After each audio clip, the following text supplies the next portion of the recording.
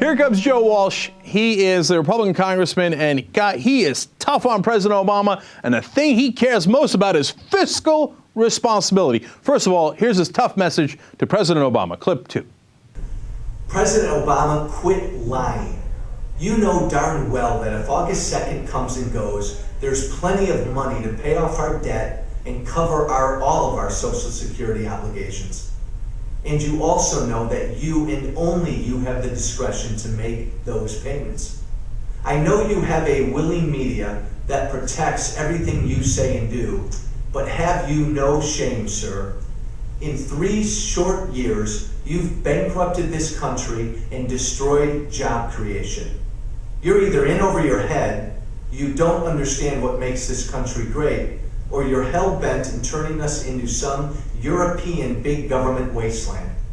You've spent money like a drunken sailor for 3 years, and now you tell us it's time to get serious about spending? Spent money like a drunken sailor, huh? That's interesting.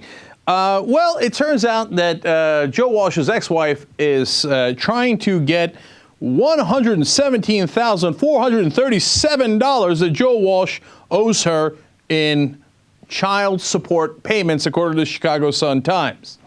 And apparently he kept telling her, and they've been at this for 9 years, right? He gives a little bit, he doesn't. She wound up garnishing his wages at one point because he keeps saying, I don't have any money. What, me? Well, it turns out she found out that when he was running for office, he lent his own campaign $35,000, $14,000 of which he has now gotten back. And she's saying, wait a minute, I thought you had no money. How did you lend your campaign $35,000? When he told her lawyers, oh, no, you don't understand. I'm between jobs.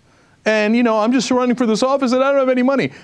But it turns out he does. And how did you give your campaign back $14,000 if you don't have money? And why are you not paying your own kids? She's saying, look, I'm having trouble covering their educational expenses, their medical expenses. And a guy won't chip in. Well, I'm amused by Joe Walsh's lawyer's response. His name is R. Stephen Palachik. He says, quote, I dispute that he owes the child support that she's claiming or anywhere near that amount. I like that. So, well, anywhere near that amount, meaning, yeah, he owes her child support, but we're negotiating over how much. Then Palachik continues. Joe Walsh hasn't been a big-time wage earner politician until recently. He's had no more problems with child support than any other average guy. Wrong again, Bob.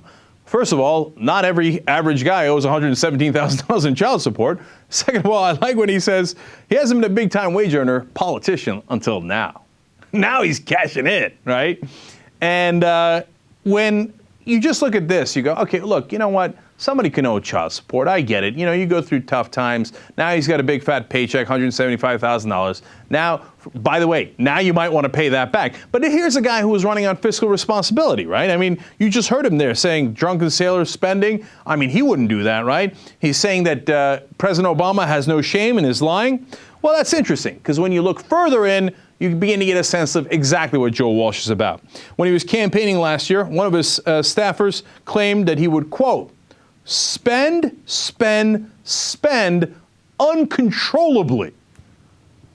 Sounds like a drunken sailor to me, right? I'm not sure even a drunken sailor would spend that much.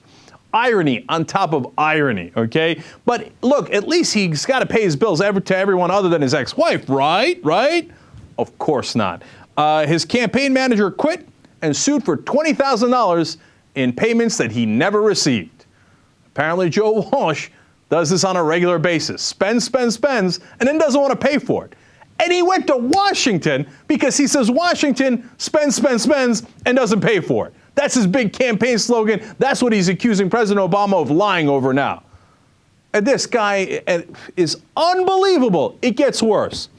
It turns out 2 other staffers also quit and accused him of not properly disclosing a traffic citation that he had, by the way, suspended driver's license. I mean, what more can go wrong? Well, the second charge, turns out in 2008, his condo was foreclosed upon because he wouldn't pay his bills. I mean, this guy is the perfect poster child for the Republican Party. As fiscally irresponsible as you could possibly get, spends way too much, doesn't pay any of his bills, and then accuses Democrats of having that problem. Perfect projection. But, hey, when he goes on TV, we're going to go to clip 4 here, he says you know what? He's just like every guy. Let's watch. Congressman, you're actually saying then that you're experiencing these troubles? I mean, the fact that you can't pay child support?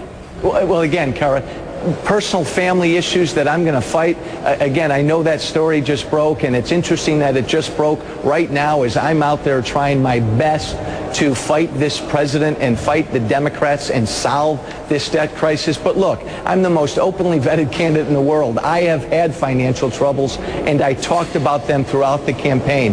This is where real America is.